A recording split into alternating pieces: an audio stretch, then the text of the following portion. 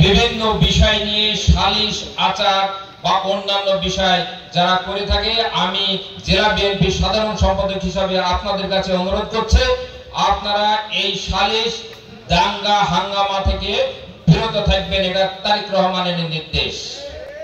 আজকের এই অনুষ্ঠানের প্রধান অতিথি হিসাবে উপস্থিত আছেন মেহেরপুর, মুজিবনগর এবং গাংনীর সর্বোচ্চ জনপ্রিয় নেতা জেলা বিএনপির সভাপতি জনাব জাভেদ মাসুদ মিল্টন, যিনি ইতিমধ্যে প্রমাণ করেছেন যে উনি নেতৃত্ব তৈরি করার কারিগর বলে আমরা মনে করি। দুইজন নেতৃত্ব যাদের উপর যে এই গাংনী প্রায় 2.5 লাখ ভোট যার উপরে নির্ভর করে, যাদের কথার উপরে নির্ভর করবে এই সামনে যে ফেব্রুয়ারি মাসের যে নির্বাচন, সেই নেতৃত্ব আজকে আমাদের সামনে উপস্থিত আছেন।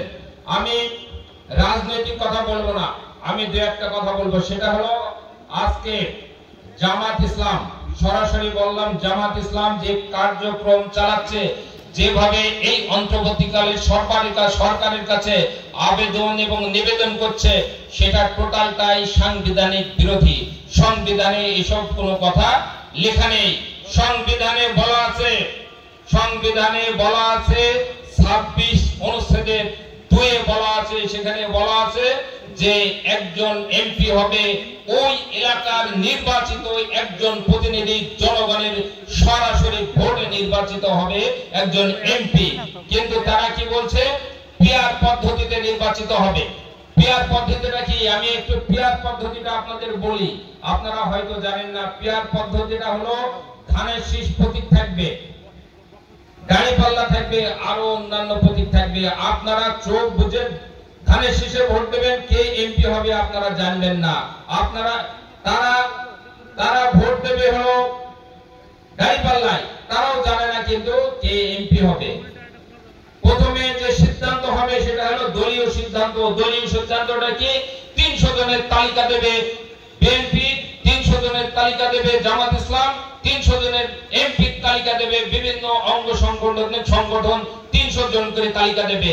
এই তালিকা দেওয়ার পর কেউ জানবে না কার নাম ওই তালিকাতে আছে, কেউ জানবে না কিন্তু কার নাম আছে।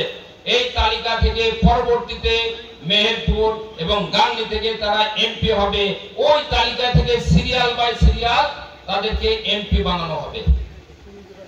এটা যদি কক্সবাজারের কোন ভদ্রলোককে এখানে মেহেরপুরের এমপি বানায়, ওই তালিকা থেকে গাংনীর এমপি বানায়, তাহলে তাকেই আমাদের এমপি হিসাবে মেনে নিতে হবে। আপনারা কি এটার পক্ষে আছেন?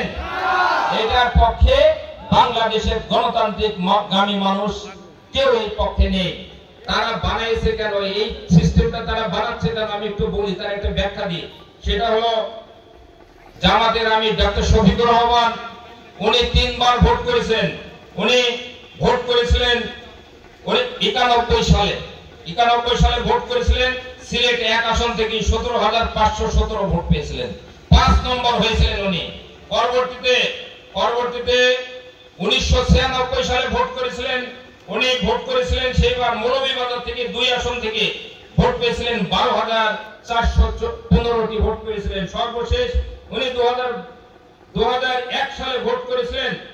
2001 সালে ভোট করে উনি ভোট পেয়েছিলেন 12,415টি ভোট পেয়ে ভোট পেয়েছিলেন। সেখানে যে বিজয়ী হয়েছিল সে ভোট পেয়েছিল প্রায় 2 লক্ষের কাছাকাছি ভোট পেয়েছিল।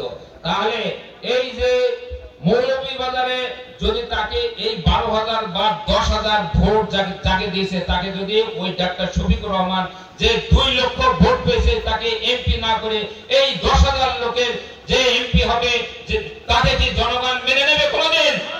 কোনদিন মেনে নেওয়ার কথা না। আমরা চাই এই যে সারা বাংলাদেশে এই জুলাই আগস্টে যেসব ছাত্র জনতা, যেসব মা বোনেরা যারা শহীদ হয়েছিলেন, তাদের এই শহীদের রক্তের সাথে বাংলার মানুষ কোনদিন বেইমানি করবে না। তারা চেয়েছিল এদেশের গণতন্ত্র, এদেশের মৌলিক স্বাধীনতা চেয়েছিল, তারা চেয়েছিল এদেশে একটি গণতান্ত্রিক ভাবে সুষ্ঠুভাবে মানুষ জীবনযাপন করবে, এটাই চেয়েছিল। কিন্তু আজকে যে এই যে জামাত ইসলাম যেটা বলছে, তারা 1947 সালে এই বাংলাদেশের পক্ষে তারা ছিল না, তারা ছিল ভারতের পক্ষে। পরবর্তীতে 1971 সালে তারা বাংলাদেশের পক্ষে ছিল না, তারা ছিল পাকিস্তানের পক্ষে। বাংলাদেশের জনগণ, এদেশের মাটি এবং এদেশের মানুষ যেটা চায় তারা সেটা চায় না, কোনোদিন চায়নি, 47-এ চায়নি, 71-এও তারা চায়নি। তাই আপনাদের কাছে বলতে চাই, এই পিয়ার পদ্ধতি সম্পর্কে মানুষকে বোঝাতে হবে। কারণ এই যে এখানে যদি মৌলভীবাজারের করে এমপি গাংনীতে এসে এমপি হয়, তাহলে সে মেহেরপুরের নাক বুঝবে না, মেহেরপুরের মানুষের ভাষা বুঝবে না, মেহেরপুরের মানুষের বডি ল্যাঙ্গুয়েজও বুঝবে না।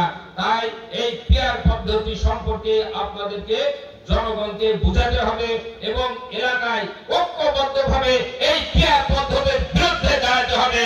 পিয়ার পদ্ধতি যদি থাকে তাহলে বাংলাদেশে কোনোদিন কোনো জায়গায় কোনো উন্নয়ন হবে না, হবে না, হবে না।